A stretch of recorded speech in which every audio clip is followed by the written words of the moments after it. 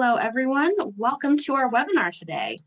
Our topic for today's webinar is Innovative Avenues to Public Participation in Clean Energy Development, featuring Connecticut and Washington.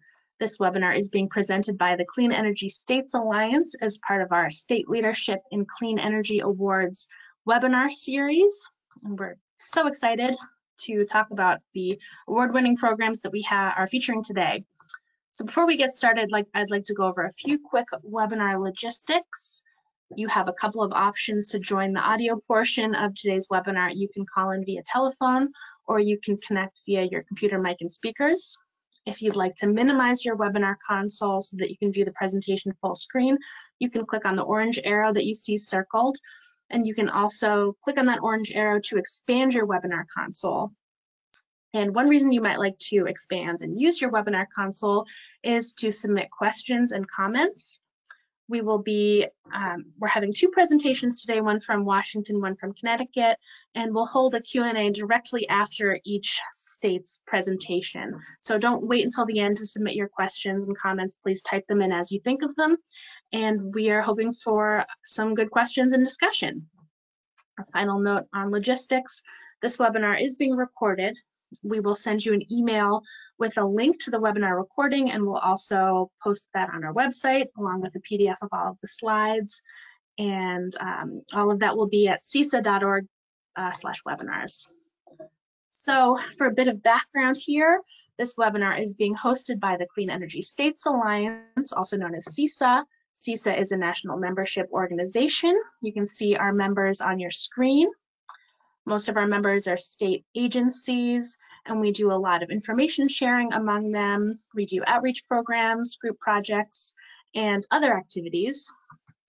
And one of the things that we do with our members is we have just hosted the 2022 State Leadership in Clean Energy Awards. You can see the 6 organizations that won awards this year on your screen. These awards are not selected by CESA, they're selected by an independent team of judges, and they're judged based on 4 parameters: leadership, innovation, cost effectiveness, and replicability. And obviously one of our core beliefs here at CESA is that states are effective and important players in the clean energy space, and these programs really represent the best of the best, so we are really pleased to have some representatives here from some of our award-winning programs. So really exciting for us. You can see the list on your screen of the 2022 State Leadership in Clean Energy Award winners. You can read case studies on these winners. They're posted on our website. We've also posted those as shorter blogs, and we're doing a webinar series, of course, as you know, since you're here. We had one webinar in October, and we'll have another in December. So we hope you can attend the full series. They're really such interesting programs. So with that, I'll pass it over to our panelists and also to our moderator for today's webinar, my colleague, Vero Bourg-Meyer. Vero is a project director here at CESA, and I'll let her take it from here. Thank you, Sam. I think I turned on I unmuted myself rightfully. So thank you for this introduction and also for all the work that you do, Sam, in organizing and delivering this webinar. And of course, the SLICE Awards themselves, along with Maria Blaise Costello, who some of you may know as a manager of program administration at CESA. So as Sam mentioned, my name is Vero Bourg-Meyer. I'm the project director for solar and offshore wind at CESA, and I'm delighted to introduce you to our panel and moderate today's discussion, which I hope will demonstrate once more the value and innovation that dedicated public servants can bring to the residents of their states towards cheaper, cleaner, more reliable, and more equitable policies and programs. So everything may feel in flux, particularly today at the national and international level, but states continue to serve as the engine of energy policy innovation nationwide, and I think you will see this demonstrated today. So while these 2 programs, you may wonder why we kind of stuck them together in one webinar, they seem very far from one another in terms of topics. One is a financial tool, one is an energy strategy, but they're both in their own right bring a new approach to public participation and bring this public participation to the center of those state programs. which is very innovative. So without further ado, let me introduce you to our speakers. We'll first hear from the Washington Department of Commerce State Energy Office, Austin Scharf and Glenn Blackman, for about 25 to 30 minutes, followed by 10 to 15 minutes of Q&A. So sharpen your pencils and submit your questions. You have a box in there. Followed by Bert Hunter from the Connecticut Green Bank for 25 again to 30 minutes, and followed again by a Q&A of 10 to 15 minutes. So because we have many speakers today and not a lot of time, I've used my discretion in significantly shortening the bios of this August panel because they're all very accomplished. So I'll start with Glenn. So Glenn Blackman is a manager of the Energy Policy Office of the Washington Department of Commerce, the State Energy Office, and has been with the agency since 2011. His responsibilities include implementation of Washington's clean electricity laws and producing the state's energy strategy, which they will talk about today. Dr. Blackman previously worked as Director of Regulatory Services at the Washington Utilities and Transportation Commission and as staff of the state's Senate Energy and Utilities Committee. And Glenn's favorite thing about fall is little kids going back to school and everything pumpkin spice. And I let you decide whether that's sarcastic or not. Maybe we should run a little poll amongst the audience to figure out what the opinion of our audience is on this favorite thing from fall. Our second speaker is Austin Scharf, also with the Washington State Energy Office within the Department of Commerce, where his work as a policy specialist focuses on energy markets and electric and natural gas utilities. He is currently working on implementation of Washington's 100% clean electricity standard, the Clean Energy Transformation Act, including its equity and low-income provisions, and the state's RPS. He contributed to the state energy strategy and rulemaking for Washington's first in a nation clean buildings performance standards. And Austin's favorite thing about fall is getting a flu shot sticker and a colorful Band-Aid. My favorite one is anything Frozen, because I have a daughter who's 5 years old, so Frozen is part of my life, like many of you. Bert Hunter is the Executive Vice President and Chief Investment Officer of the Connecticut Green Bank, the nation's first state-level green bank. And since 2012, when he joined the Green Bank, Bert has been leading the finance team that, through clever policies and innovative programs, has used roughly $300 million to attract and deploy $2.2 billion in public and private investment in energy efficiency and renewable energy in Connecticut. So he brings extensive experience prior to this as an investment banker, managing funds in the billion scale. And Bert's favorite thing about fall is all colors and the smell of the leaves. So on this note, I'll cede the floor to Glenn Blackman, who will start this panel. Thank you, Vero and Sam.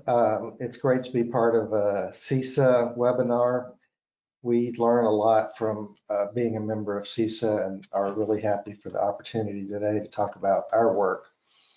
And I will be talking with my colleague Austin about the energy strategy that Washington produced over the 2020 and 2021 time period.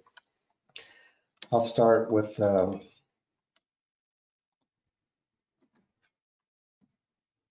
there we go. Our agency, we're part of the Department of Commerce within state government of Washington.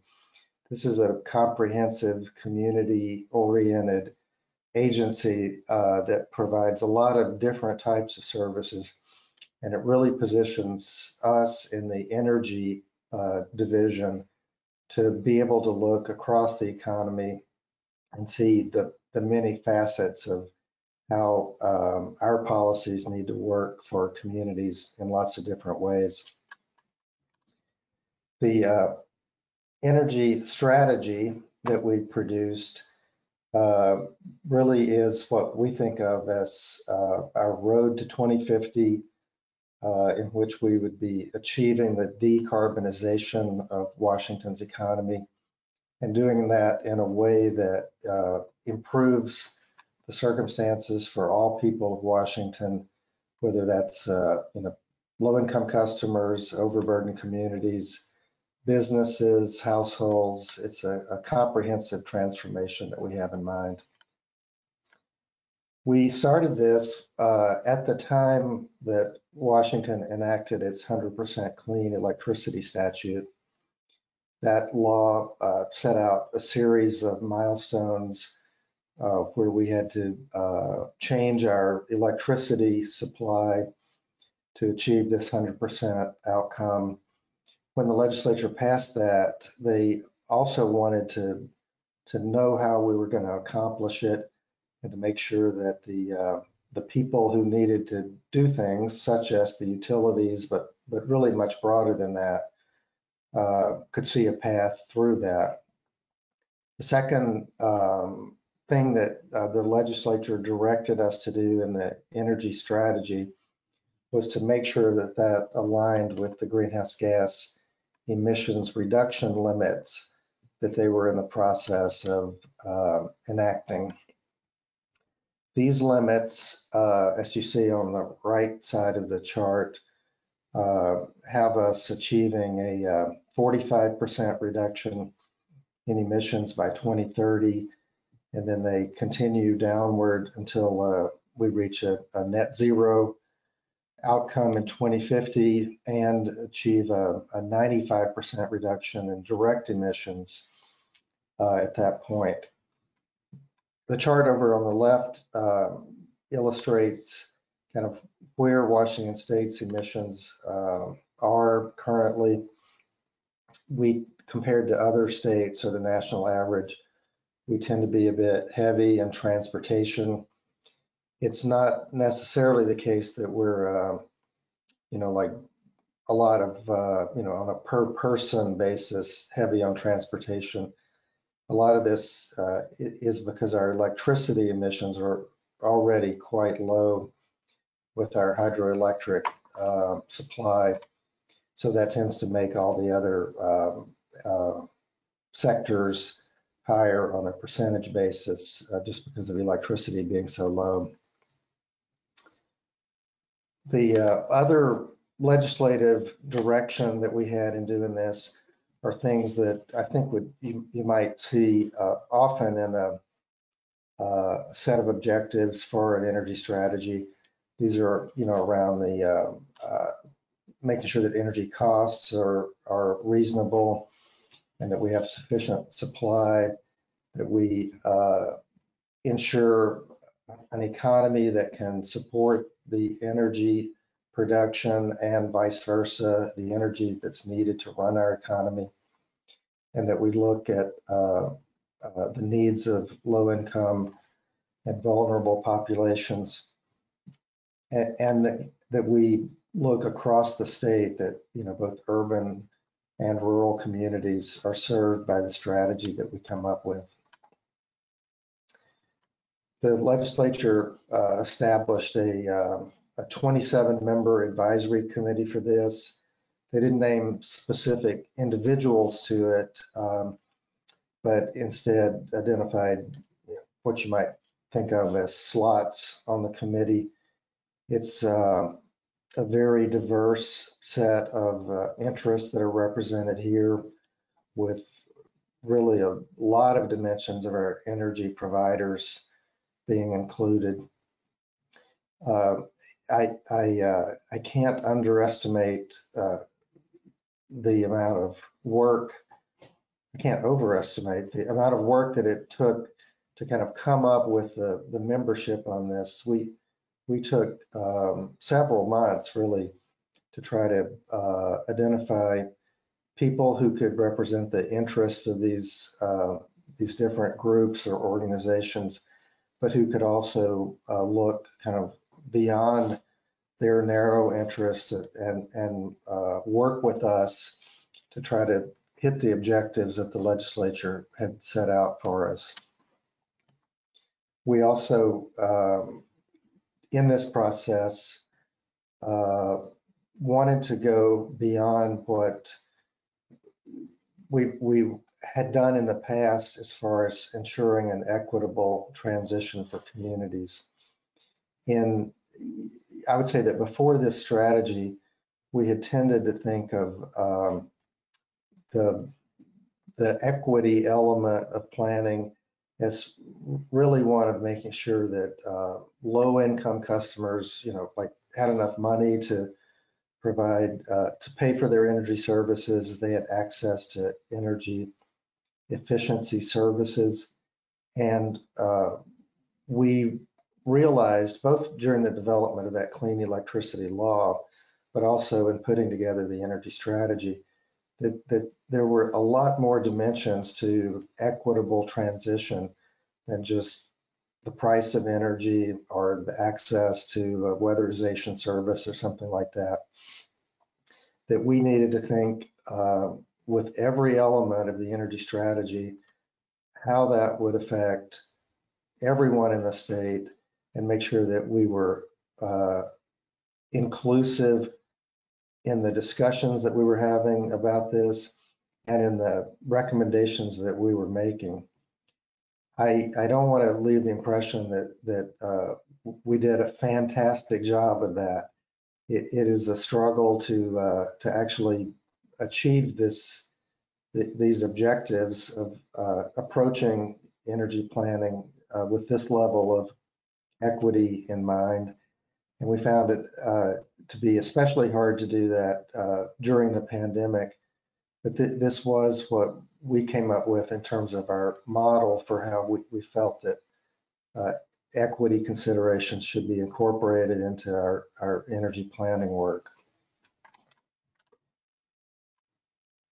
This is kind of at the highest level what we came up with as a vision for this in 2050, kind of the end of our planning period. I won't spend a lot of time going through this chart, but it's something that I think people can spend some time with on their own in terms of seeing the many different dimensions of kind of where we would end up with under this energy transition. It's a future that looks quite different in terms of how we use energy and where we get our energy. But it's really also a vision that preserves the values that we get from energy. It's not something that's based on scarcity or high costs. It's providing the services that we need from energy without the fossil fuel pollution that we have today. So I'm going to talk a little bit about how we built the energy strategy. And then I will turn it over to Austin to talk about the recommendations and outcomes. This chart shows a little bit about the different components of our strategy development. We started with kind of a background. Let's look at all of the strategy work that had been done in the past, both nationally and for our state and region. We developed a comprehensive economy-wide energy modeling approach that I'll talk about later. And then we sort of layered on that an economic modeling element to see how the different alternatives would affect the overall economy of our state. And then we had, in addition to the advisory committee that I mentioned before, a technical advisory process where we consulted with experts in the many different areas where energy is used to try to go deeper in understanding what our options would be. For the advisory committee itself, we used a separate consultant who kind of tended the advisory committee, made sure that our meetings with such a large group, 27 people, that we needed kind of professional organization of our meetings to make sure they were run well. And then also working with advisory committee members outside of the meetings to make sure that they were being heard in terms of their concerns and that we were getting the best possible input from them. For anybody who's interested in kind of, you know, the deeper level of understanding of the modeling, we put this information here. I won't go into detail in it on it, but we did use Evolved Energy as the consulting firm, and then modeling software that they use, along with other firms too. It's become an increasingly common framework for looking economy-wide at how to achieve our deep decarbonization objectives. This illustrates the type of analysis that we did, where we looked at different scenarios. This shows the sources, the forms of energy in the different scenarios, and the key role that electricity plays really in all of the scenarios. Even if you choose not to focus on electrification or conversion of end uses to electricity, you end up needing a lot of electricity no matter what you do, because you end up using electricity to make synthetic fuels if you choose to focus on, you know, continuing the use of liquid and gaseous fuels in your economy. The big blue numbers, like 28%, that shows the amount of energy efficiency that shows up in all of these scenarios. Under all of these, we end up providing all of the same energy services that people would get under the reference case, but we do it with a much lower quantity of energy required to do it. One reason for that, of course, is that the conversion from transportation from internal combustion to battery electric vehicles is such an efficiency improvement in and of itself. But efficiency is also important in the building and industrial sectors. These strategies really come down to 5 basic building blocks. One of those is energy efficiency, as I just mentioned. The other is to take our electricity supply and make it clean, which of course was the thrust of the 2019 legislation. And then the third one is to take that clean electricity and use it to replace fossil fuels everywhere in the economy that we possibly can. Where we can't use electricity as a direct replacement for fossil fuels, the fourth strategy is to produce clean fuels.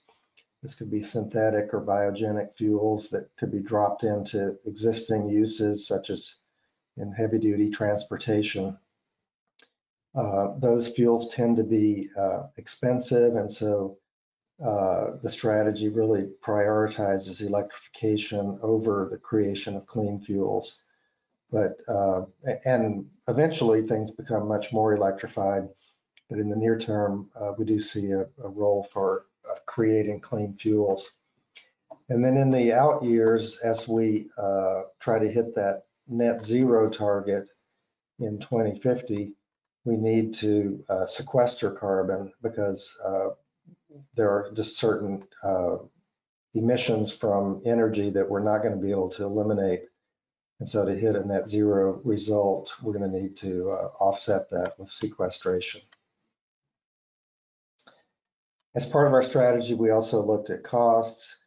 We measured in broad terms what the expenditures for energy services would be under the different scenarios, what the changes in income for labor would be, the job impacts, things like that.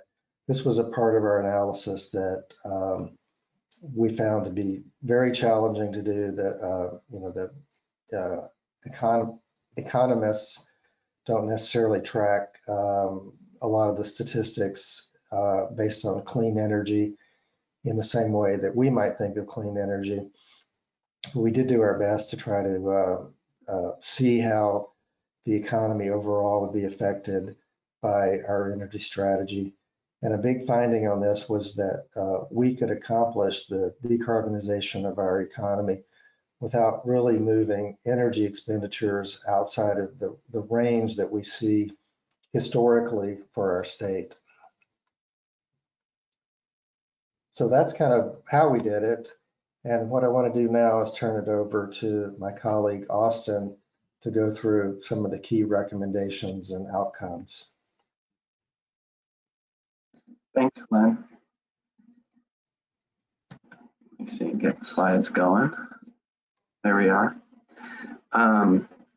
We evaluated all sectors of the economy, as Glenn was saying, as part of the 2021 State Energy Strategy. And here we've highlighted a few of the key components in each one of those sectors, and then we will dive into each one momentarily. So we recognize that right now there's a great need for planning, data analysis, and outreach across the economy and with communities in each one of these sectors to ensure that we can make that transition to net zero by 2050. We recognize that there was a role for equitable and inclusive transition, as Glenn was mentioning. And so we embedded in each of these sectors some equity recommendations and analysis. We also recognize that the clean energy transition will require a universal broadband access, or at least the universal broadband access would facilitate the transition across each sector of the economy. And recognize that the transition will also mean that our fossil fuel and natural gas industry will need to transition and have a workforce development strategy in place for the transition of that sector. At the time, we also flagged that we'll need comprehensive pricing mechanisms across our economy to make sure that we're taking into account the full economic and environmental impacts of the use of fossil fuels so that they're appropriately priced compared to clean energy resources. And then we stressed the role for research, development, and early deployment of technologies across our economy, which we largely do in our state through the Clean Energy Fund at the Department of Commerce.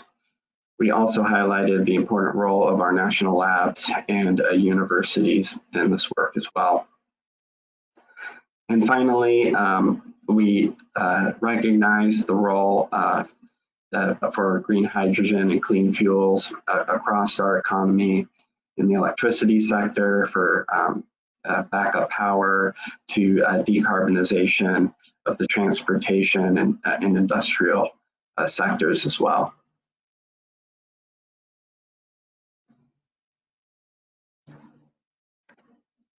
Go back real quick.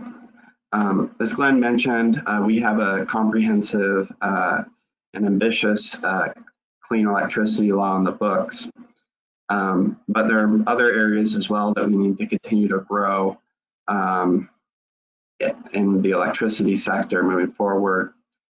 We stress the need to enhance reliability and resource adequacy of the electric grid, to accelerate the deployment of renewables and expansion of transmission capacity in the state, as well as the ability to deploy flexible solutions and distributed energy resources. In Washington, we have a relatively undeveloped electricity market, and we recognize that we'll need more market mechanisms to facilitate getting the supply of electricity that we need at affordable prices. And the importance of the implementation of our law. As many folks know, these laws are on the books, but they really come down to implementation. And so we are learning through conversations with our stakeholders, rulemakings and programmatic implementation about how to pursue the goals in our statute. So here by the numbers from our modeling, we recognize we need to double our 2020 use of electricity by 2050 and add flexible loads to our electric grid. This will displace fossil fuels by 2050 and meet our Clean Energy Transformation Act requirements. We recognize that a more integrated electricity system across the West and improved coordination and the Common Resource Adequacy Standard would facilitate the clean energy transition. Our law, the Clean Energy Transformation Act, gets rid of coal by 2025, moves us to a carbon neutral electric grid by 2030, before 100% clean in 2050. And it allows for some use between 2030 and 2045 under that carbon neutral standard of gas to ensure that we can meet our electricity demand reliably.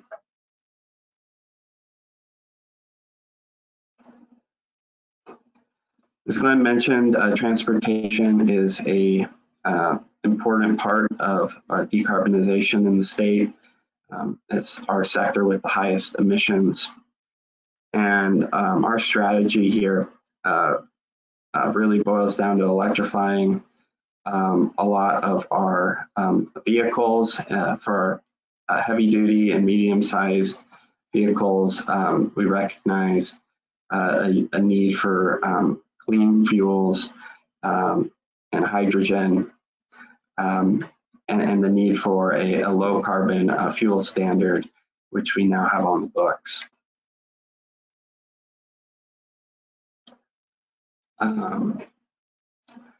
We recognize from our modeling that decarbonizing the transportation system will allow us to use fuels more efficiently and have significant cost savings. We'll need synthetic fuels to decarbonize shipping and our aerospace industries.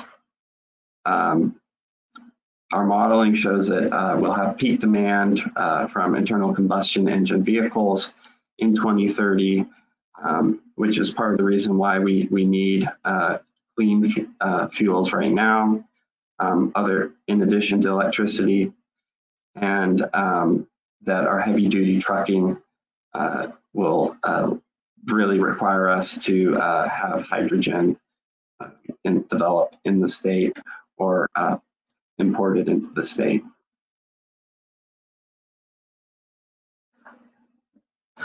Our building stock is another area for significant improvement in the state.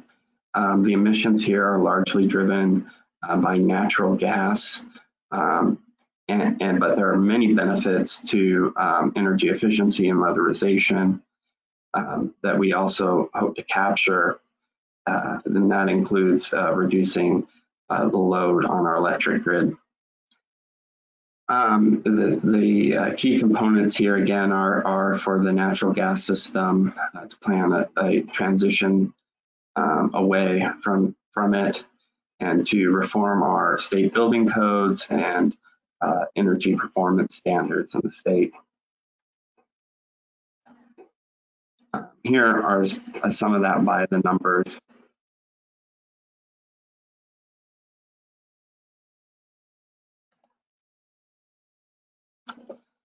Finally, we have the industrial sector. This sector was one of the hardest ones for us to wrap our heads around and figure out how we were going to achieve our state energy goals.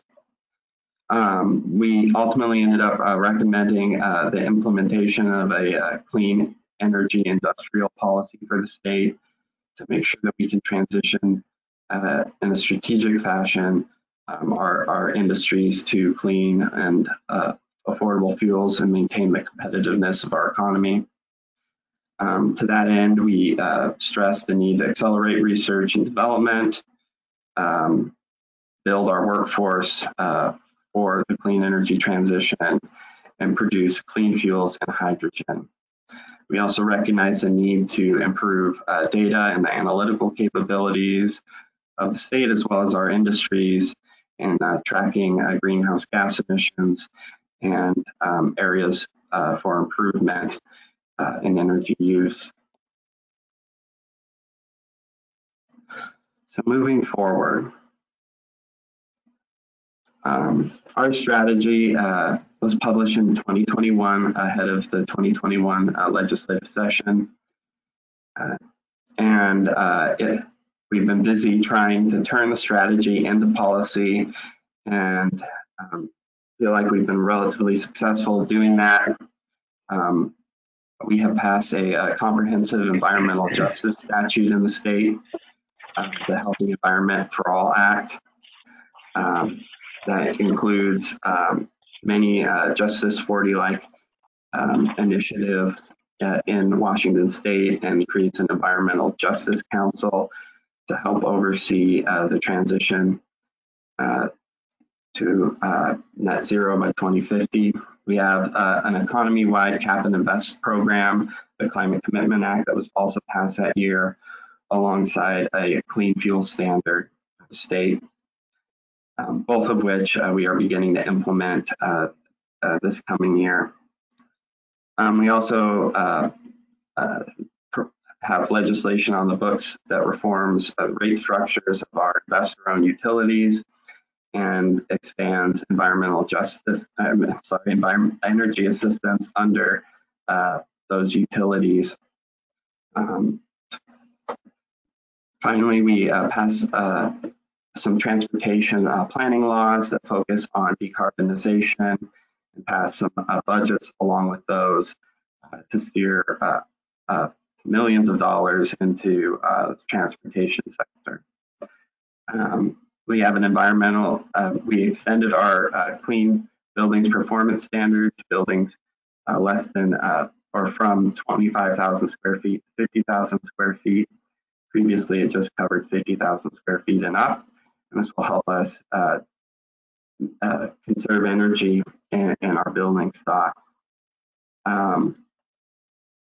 Finally, we've used the strategy in regulatory proceedings at our Utilities and Transportation Commission to argue for the rollback of natural gas line extension subsidies.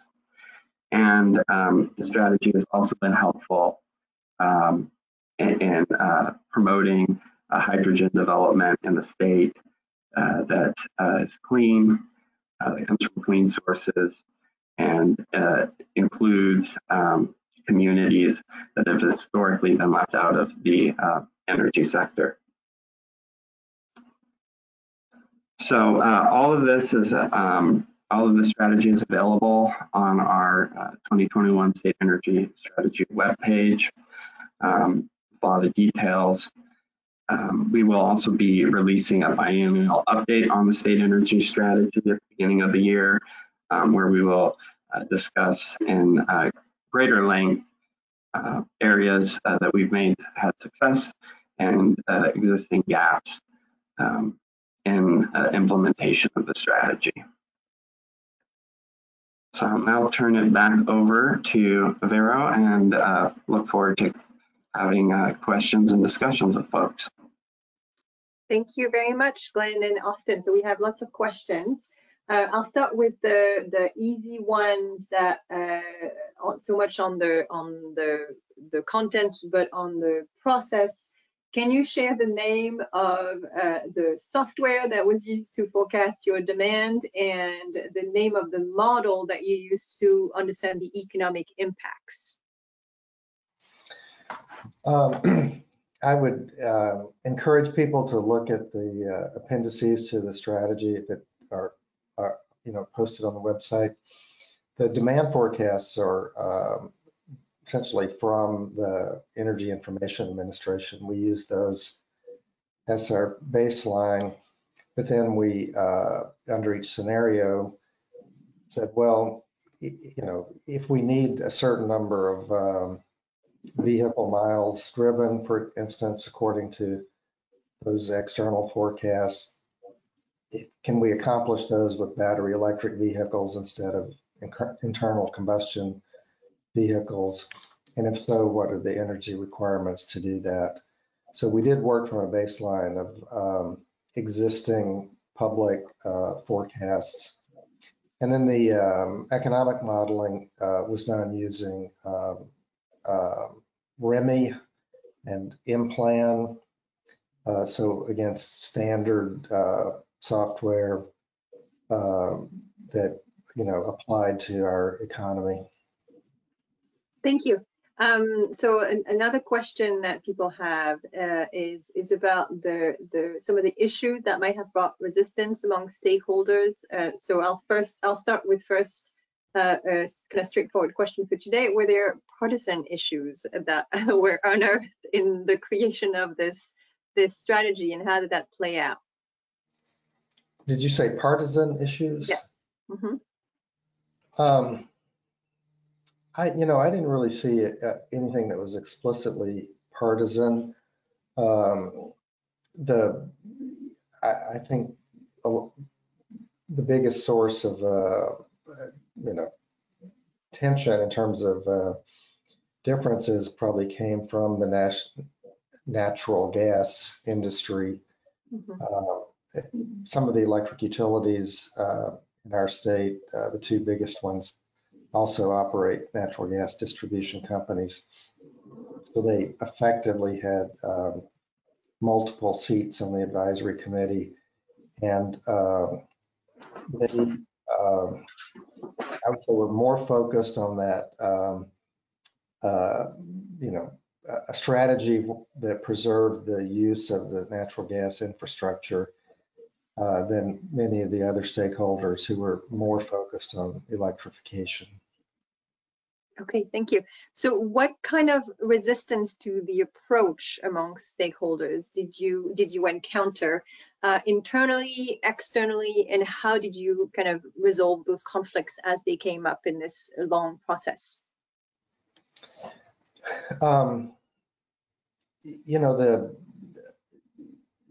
With a comprehensive strategy like this, there are lots of small issues and disagreements that come up, in different people's area of expertise.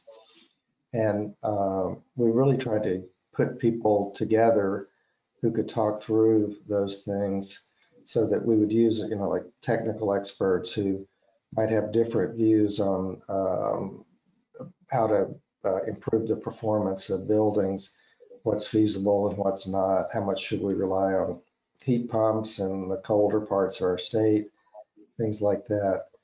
And then we also,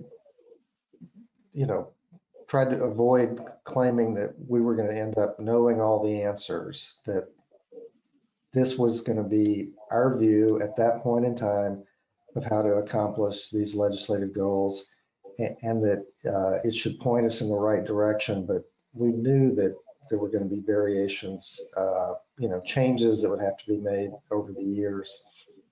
And so with a little bit of perspective on kind of what was even possible with the strategy, we were able, I think, to respect different people's views of what the future might look like.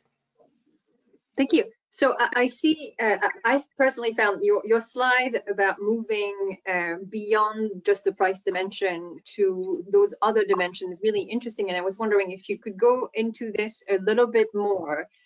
So I saw you mention health disparities, increasing resilience, procedural inequities. Kind of, how did you come up with those dimensions, and how does this play out in practice within the strategy? Yeah. We, relied on work that others who have done, who, have some experience with low-income households and overburdened communities. We listened to groups that represent those members of our state, and they were very helpful partners to us in showing us the, the more complex set of concerns that overburdened communities face, and the harms that have been imposed on them by our current system of using energy and running our economy. And so it helped us get to at least an initial understanding of those multiple dimensions.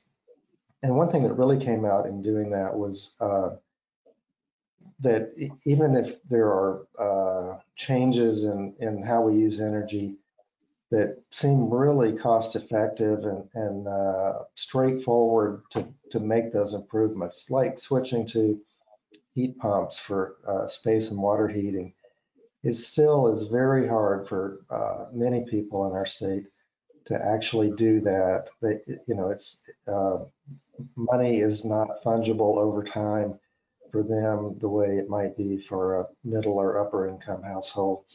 And so that investment burden emerged as really a key obstacle to equitable outcomes. Mm-hmm.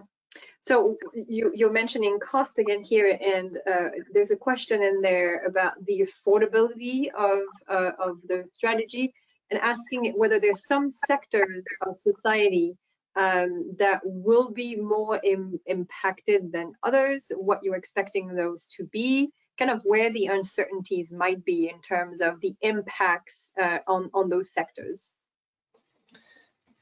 Yeah, we found that even though there's, a net, little net change in cost to accomplishing this transformation over the long run, that there are big shifts in that. I mean, we would save a lot of money not buying gasoline and diesel for our transportation, not sending that money out of the state in the process. But then that is offset by investments in clean energy technology that are somewhat front loaded. And so for everybody, there's an impact on kind of when they need to spend their money.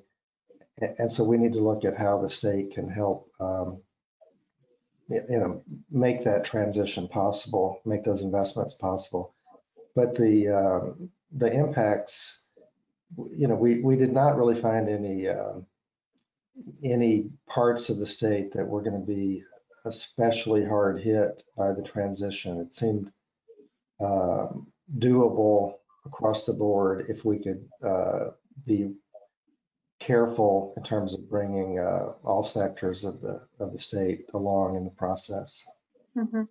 So there's another question in there about you mentioned a lot of DER type investments, but obviously there's some large infrastructure that needs to be cited within the context of this conversation on equity. Were there specific strategies that you used or that you recommended or that the state is currently using to include those communities that have been overburdened in the decision-making process? How does that work? And what is this strategy changing, if anything, to that approach? Yeah, one of the things that happened subsequent to our strategy being published was the enactment of our state's HEAL Act, which HEAL, and it's an environmental justice law that is really directed at how state agencies figure out the right way to serve the people of our state, and to be much more diligent and thorough in reaching an understanding of our overburdened communities and how our actions at the state level will affect them. And so it's as much a process of trying to gain experience, the learnings from people with lived experience, including them as we're developing programs and policies, as any, at least for me, any particular technique or approach that will just like automatically do that. There may be other people who feel more adept at that, but I at least feel like the number one thing is just to slow down a little bit and listen before you come to decisions. Thank you. Another question we have in there is the role of the federal government and the role of the municipal governments, or maybe county level. I don't know if you have counties in Washington. Not every state has them. So those other levels of governments, how do you think their policies and programs might influence the state energy strategy? What are some of the big areas of interaction between the federal, the county, the municipal, and that state level where you're sitting? Yeah, that's a big question. That's like two more seminars. But I like in the area of industrial decarbonization, we really need to do that at the national or international level. One reason why it's so hard for a state like Washington to figure out how to reduce its industrial emissions is that it's just so easy to move industrial operations from one factory to another factory. We call it leakage, but it also means that our jobs go somewhere else if we turn the dial too much on industrial emissions. There are some technical limitations on decarbonizing, but a lot of it is just that multinational corporation thing going on. And so having states work together and having the federal government involved make it a lot easier to actually do something about those emissions.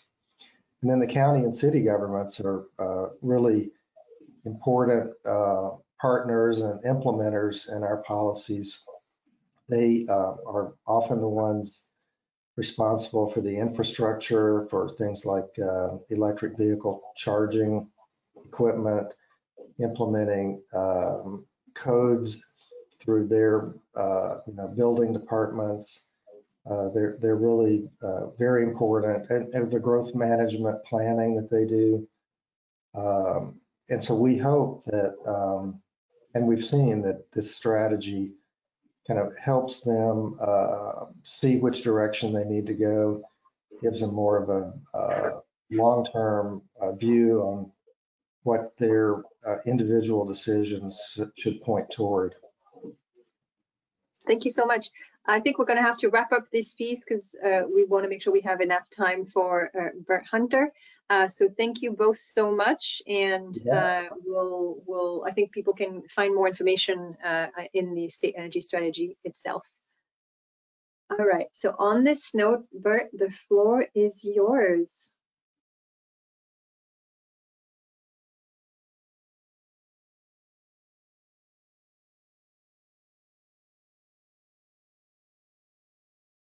There we go. Can you see me from my car, Vero? We can see you and we can hear you. Yes.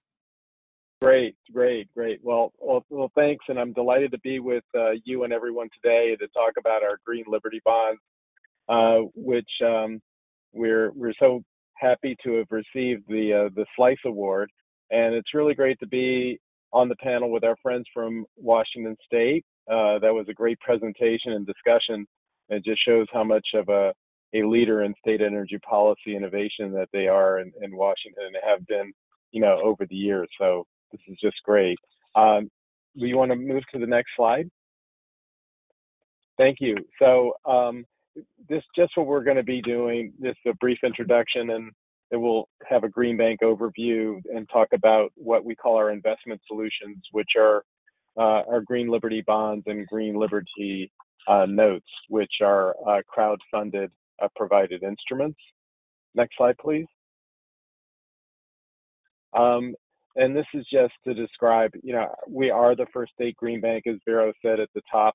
Our mission is to confront climate change by increasing and accelerating investment into Connecticut's green economy to create more resilient, healthier, and equitable communities, and to make sure that as many people partake in that green economy experience, whether it's by making investments in their homes and businesses, or by assisting us and investing alongside of us, like with the Green Liberty Bonds. Next slide, please. We are a quasi-government organization brought forward in statute back in 2011. As Vero mentioned, I joined in 2012. And our focus is clean energy, which is a very broad definition in our statute, everything from energy efficiency, renewables, to alternative fuel vehicles and infrastructure, and the list goes on and on.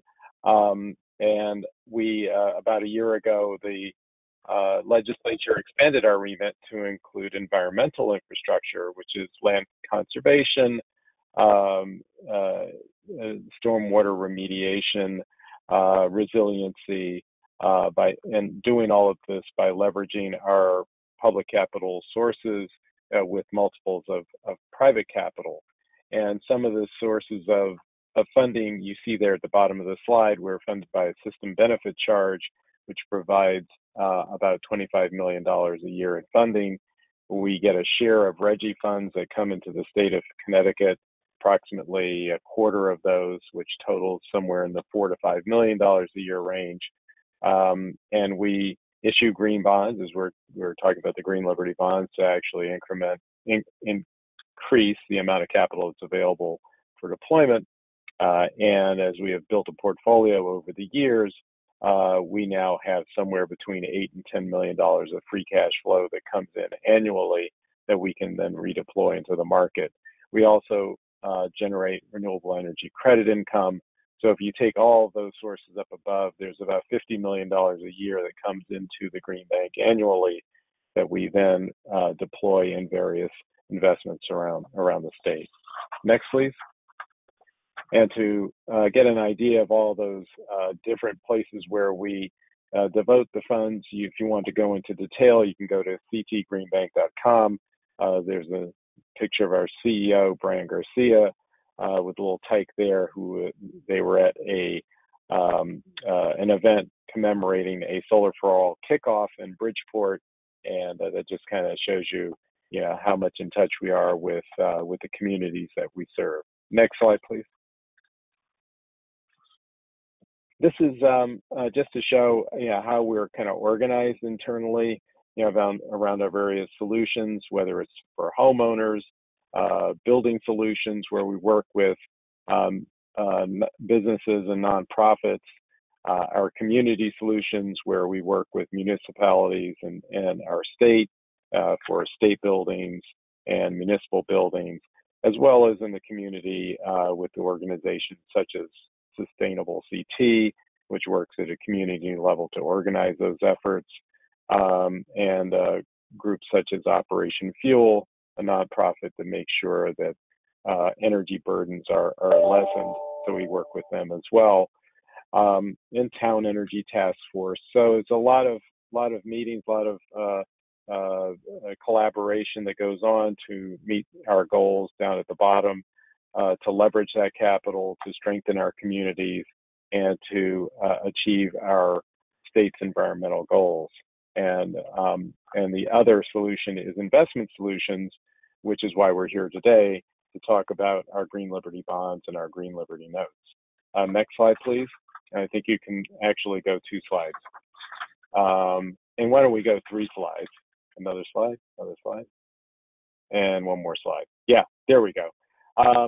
Just wanted to, we just didn't wake up one morning and say, let's issue bonds. That would be a nice notion, but when you issue a bond, it's generally for a purpose.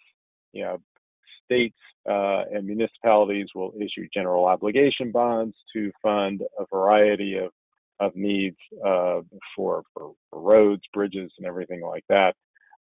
We issue bonds against specific projects, so they're generally called revenue bonds. So what we, our very first bond started with our commercial PACE program. You see down there in 2013 and 2014. We were doing such a great job as the administrator of the state and in kicking off funding for that program that we needed more cash to be able to lend out. So we pooled a number of commercial PACE transactions together and sold them to an investor clean fund, and we were able to refresh the amount of capital that we had available to us. We did the same thing in 2014 with our solar loans when we did a transaction with Mosaic, and that was followed up by federal subsidy bonds. Many of you are familiar with qualified energy conservation bonds and clean renewable energy bonds. We sold 3 of those bonds to Bank of America, two of those were related to solar projects, and 1 to a hydroelectric facility. And that kind of led us to when we came to our renewable energy credit program, which supports our residential solar investment program, which wrapped up actually at the end of last year, but we were in the midst of that program starting in 2015. We figured, well, we could use this to deal with some timing issues of cash flow that I'll explain later. But that was really the purpose behind these bonds that we were issuing, the Green Liberty bonds, and the precursor to that being an asset-backed security issuance in 2019, which was helped along by RBC Capital Markets, and then our Green Liberty bonds by the underwriters Stifel and Ramirez and Co. Next slide, please. Here's where you can find out about all of our Green Liberty bonds and Green Liberty notes. You can go here. All of our investments are managed on this BondLink site. And when you go, I'm telling you right now, I have to say it, a disclaimer, I am not trying to sell you bonds in this presentation. Our lawyers make me say that. So an offering can only be done through these websites and through investment brokers, as well as the Raise Green website where the crowdfunding is permitted.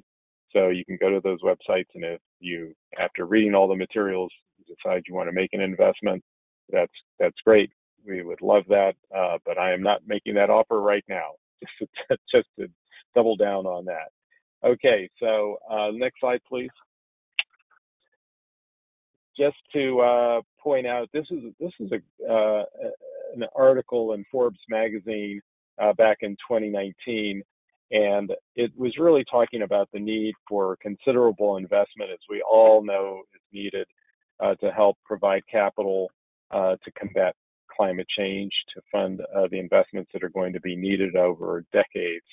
And green bonds, like our Green Liberty bonds, have the potential to increase investment in our state and across our country and around the world to help in that challenge.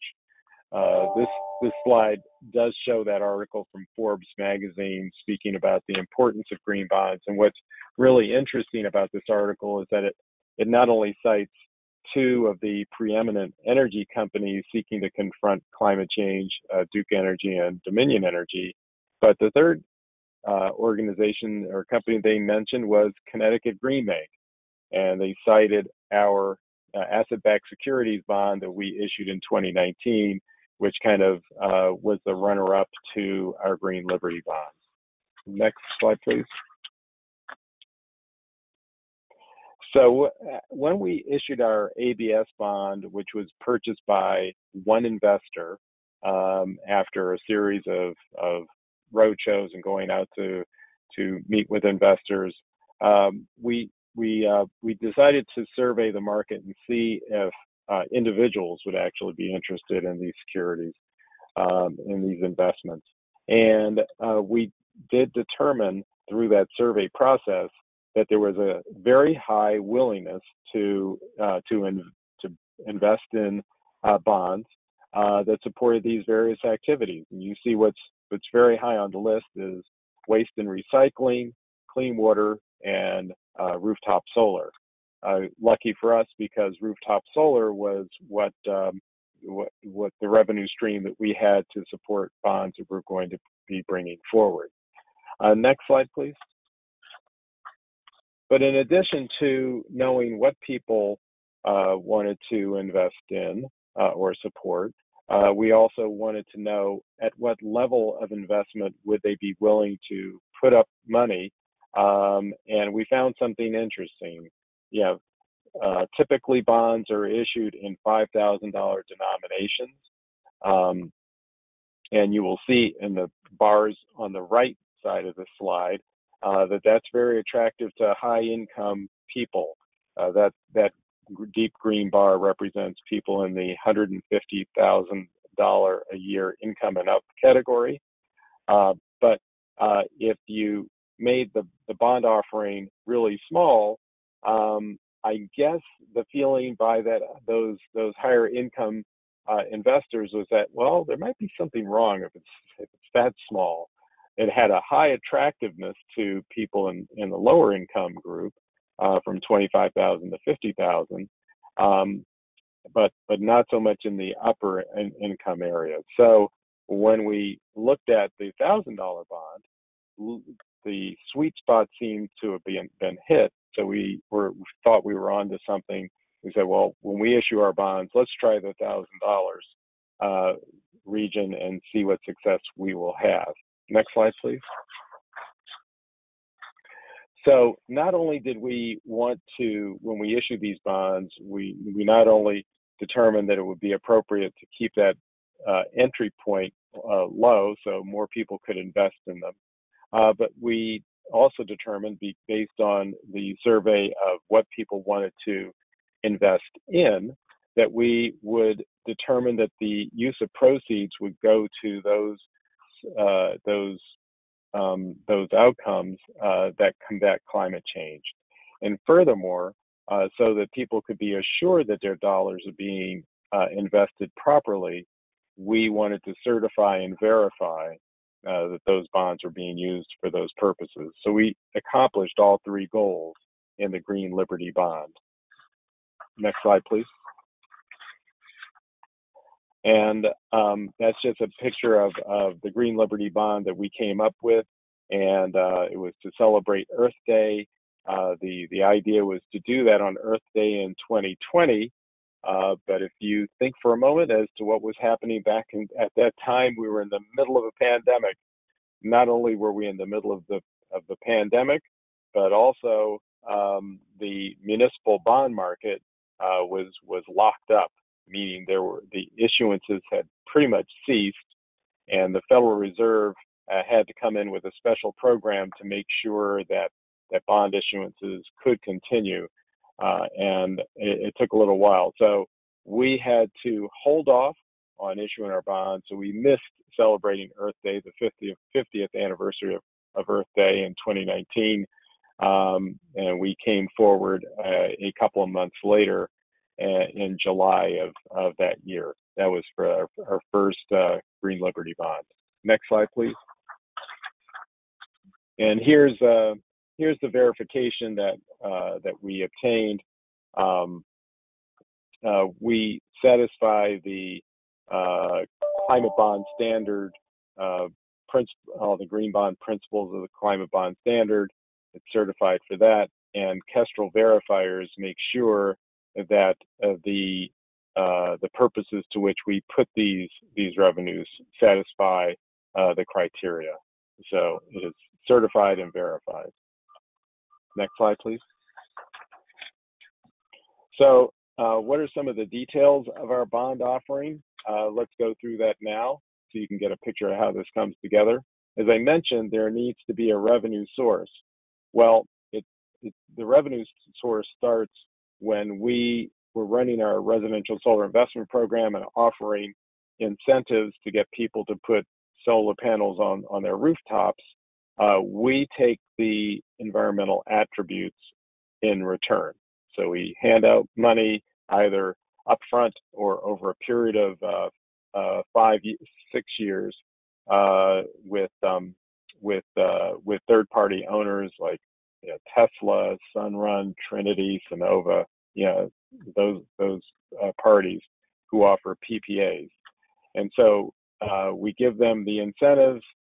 We take the solar home renewable energy credits, and what our legislature permitted us to do was to require the utilities to enter into a 15-year contract to purchase those renewable energy credits as they are produced over time by those solar PV systems that are on rooftops all over Connecticut. So that is the revenue stream, and that because you're only looking at the production risk and not the payment risk associated with that revenue stream, meaning that I think people recognize that if utilities are required to pay, and if the regulator has given the utilities the right to recover those payments in rate cases, which they were given that permission, then there would be a near certitude that the revenue streams would flow over the 15 years of the contract, and the only risk is a production risk. And we were able to get, just like other secure companies that securitize solar PV assets, we were able to get the same assurance. In our case, we used a company called DNV to certify the productive capacity of the solar PV assets. That enabled us to issue that green bond in 2019, which won bond buyer deal of it won the environmental finance bond awards in 2020, and that was followed up by the bond buyer deal of the year award in 2020 when we issued our Green Liberty bond. So those all of those proceeds were, the issuance of the bonds was necessary because, as I mentioned, the incentives come out up front. I mean, they go to the contractors, they go to homeowners up front in either the first year or the first few years. But those credits come in over 15 years. So there's a mismatch in terms of revenue flows. So by issuing the bonds, we're able to accelerate the receipt of cash by issuing the bonds, getting the cash through the issuance of the bonds, and then having enough liquidity to be able to pay those incentives and pay the operating costs of the program. So that's the whole cycle that is going on here. Next slide, please.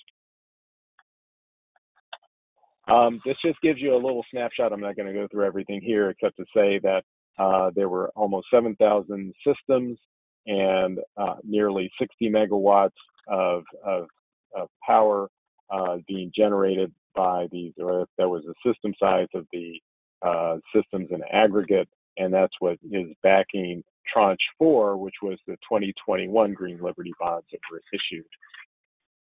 Next slide. Here's the security for the bonds, which I just described. So in the interest of time, I'm not going to go into detail here. You can read through this. These slides will be sent along to you, but there is called a master purchase agreement. It's called a master agreement because every time we do a tranche, and on the previous slide you saw Tranche 4, every time we issue a tranche, there is another subcontract, basically a verification contract that is entered into between the Green Bank and the utilities to memorialize the systems, in that case, those 7,000 systems that were being financed by Tranche 4.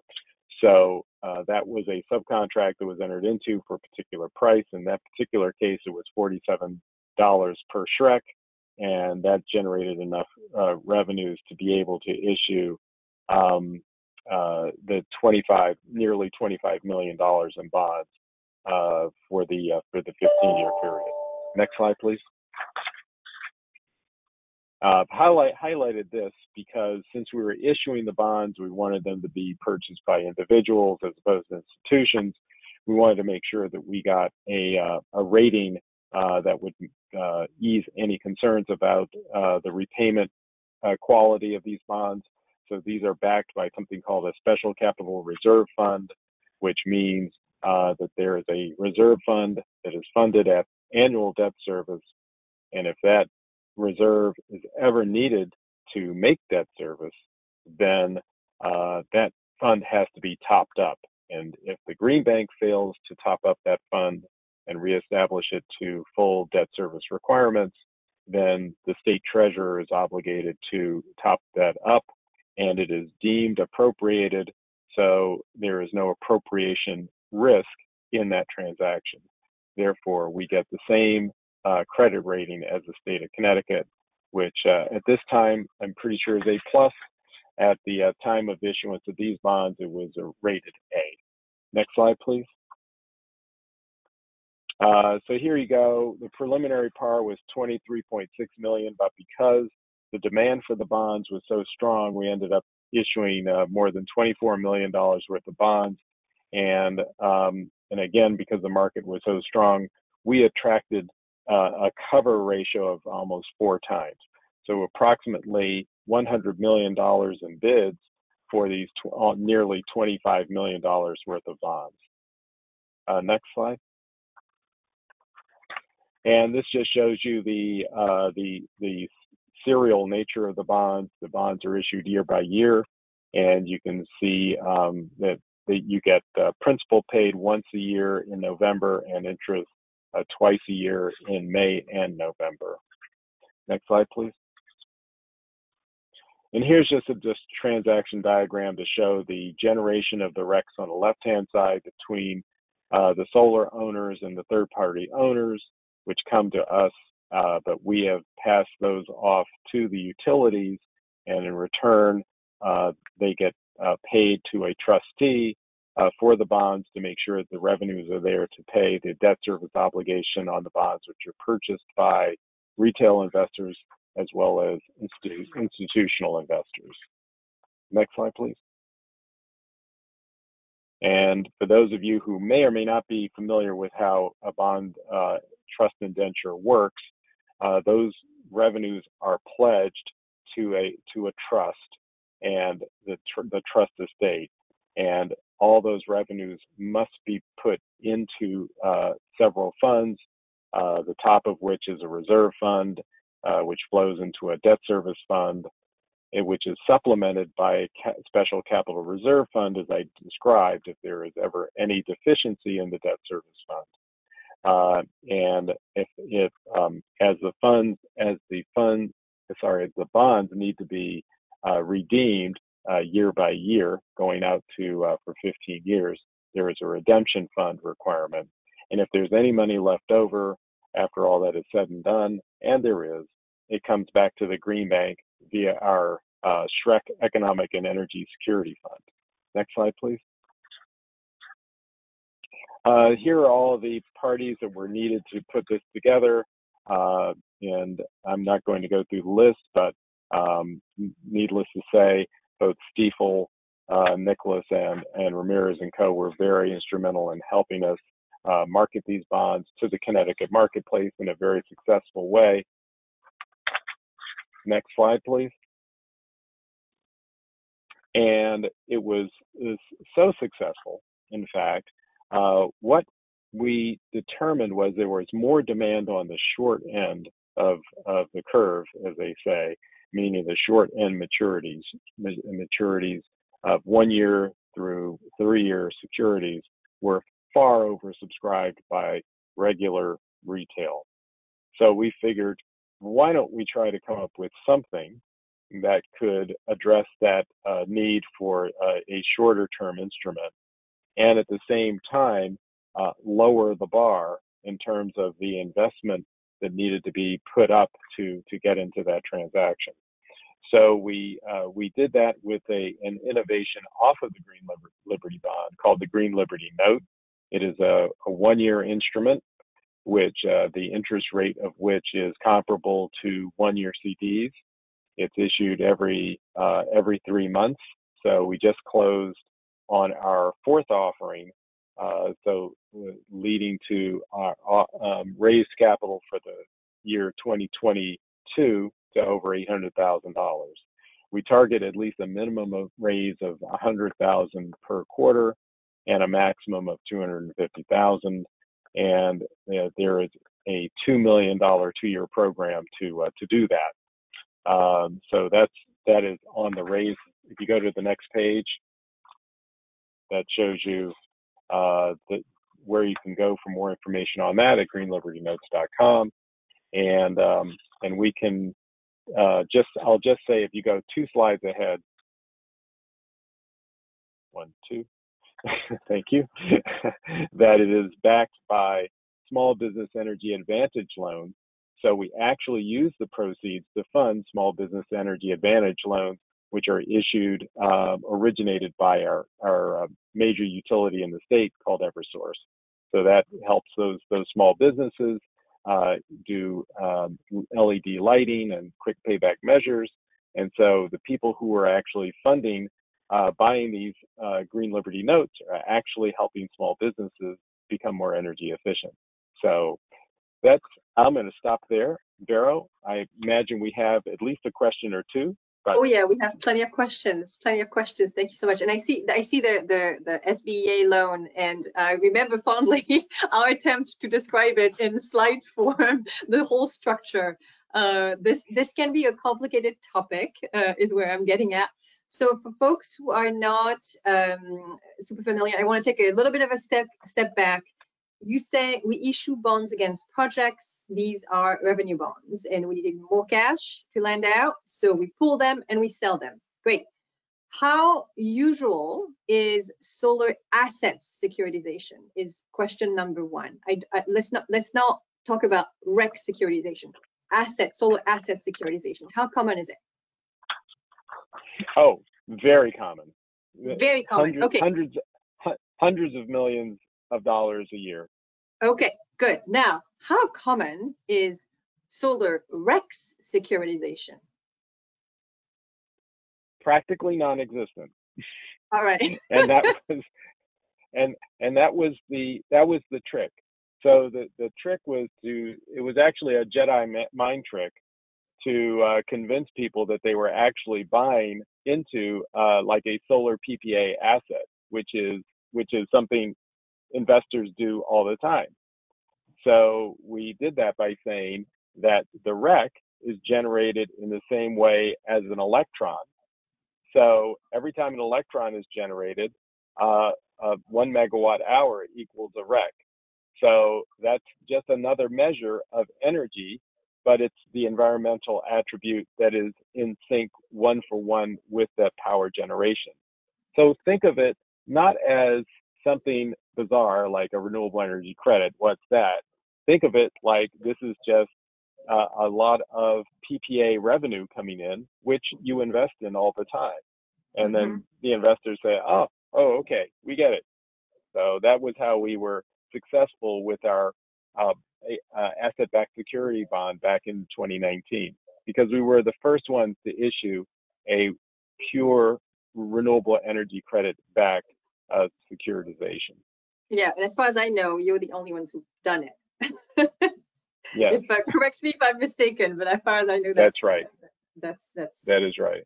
Yeah. So how many people? So that's kind of the back end is that production, that solar production, and the creation of those RECs, and that sale that you've explained, that sale process you've explained with the utilities, and hopefully the retirements of these RECs supported by the state's RPS. How many people have invested so far in the bonds themselves? I can't give you a specific number, just to say several hundred, because the investors range from those who would put up some came in at 1,000, some came in at 5 to 10, and generally those people would come in on the retail day. And then on the second day, institutional investors would come in, and they would come in for amounts that were generally 250,000 to $1 million, generally in that category. So the number of investors would drop, in the second day. because the amount that was being subscribed to was much higher. And so you mentioned the bonds were oversubscribed by a large amount, by a small amount.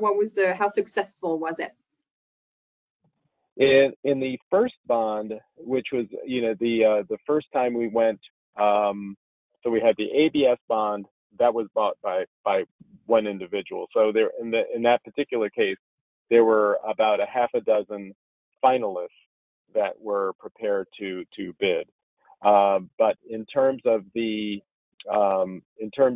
municipal offering, the Green Liberty Bond circuit, we had about $22 million versus the offering of $17 million in the first case, in the first bond. But then, because of the popularity and people understanding what this was about, and also because it wasn't a pandemic year, it was the next year, we really ramped up the marketing exercise to get more investors to look at this. We attracted 100 million in bids for the 25 million in bonds, so 4 to 1. It was just amazing. Everybody was stunned. Yeah. Do you think the security structure and the fact that you're, as a green bank that's at the state level, are benefiting from the state's capital reserve fund, did that help explain some of the excitement, at least from the institutional investors that might kind of understand this a little bit better than your traditional retail investor, like you, or, well, not you because you understand this really well, but let's say me or someone in the audience? Mm-hmm. Yes, I think it was the whole. I think it was the whole story, if you will. It was a story. It was a good story because it was a very good use, and people could really say, "Okay, you're using the money to build more solar on residential rooftops. Great, I get it." And then it was, "Oh, okay," and it's got an A rating, right? Mm-hmm. So that was just like the icing on the cake. That they said, "Okay, it's secure and it's got all these bells and whistles of belts and suspenders to kind of support it." So it was really the combination, I think, of a good story, the fact that we're a green bank, and the fact that it had a solid credit rating. Mm-hmm. So, and I'll plug something from CESA here, a CESA project. If anyone in the audience is working for a state government or interested in talking to the state government about how to build a solar for all program, Connecticut's very successful Solar for All program was funded through this process. And CESA has a project that we are working on with the Connecticut Green Bank and other partners, funded by the Department of Energy, called Scaling Up Solar. So please do go on our website and learn more there. So tell us a bit, because we're talking about this replication aspect of the Connecticut programs. Tell us a bit about what you would like, what someone who would like to replicate this in another state what would they have to do? Is having a green bank necessary for something like this? Because it is fairly advanced financial engineering, right? Is it something you could do from within the state energy office? What would you recommend be the first step for a state interested in replicating this? Well, one of the things that I think that Washington State tells us or suggests to us, as well as Connecticut and a few other states, is you have to have good policy that's kind of organized and makes sense. So we didn't just wake up one day and say, let's issue green liberty bonds, and isn't that great? We started by saying, what are we trying to do? We're trying to incent people to put solar on the rooftop. That takes money to put out the door for those incentives. It's like, okay, how do we afford those incentives? Well, we can get the value from something that we know, the cash flow from something we know has value, which is a renewable energy credit, which is created through the renewable portfolio standard, mechanism that requires generators or sellers of electricity to sell clean power. And so if you have that mechanism, then you can create a value for that credit. And you can use, then if you do what we did, require some party, in this case, made sense that the utility would have to do it because they were doing it already through our zero emission renewable energy credit program that provides contracts for development of commercial solar in the state. And so they were already doing it there. So we just said, okay, this is just a slight variation and it's actually cheaper. So it was the kind of just a variation on an existing policy that made it work. But the point is, think about what you're trying to do, and then look at the policy apparatus that you have to adjust to kind of make cash flow through the system. And we're happy to talk to states and advise them on that, or help them think that through. Well, you heard it here. Colbert, thank you so much for your time. I think we are sadly at time and can't go any further to preserve your time and our audience's time. Thank you for attending. I'll send it. Great to be with you. Give the microphone back to Sam for a final word. And thank you so much to our audience for attending, in addition to our speakers for participating. Thanks, Vero, and thank you so much to our speakers. That was just wonderful. Before all of our audience members leave, I just want to make sure that you know about a bunch of upcoming webinars that we have on the books. In particular, we have a webinar in December 9th. It'll be the last webinar in our series on the State Leadership and Clean Energy Award winners. This one will focus on a couple of solar plus storage programs in Maryland and Oregon. Really exciting stuff. So we hope to see you there, and at all of our other upcoming webinars. You can read more at CESA.org/webinars. Thank you all again, and hope to see you soon.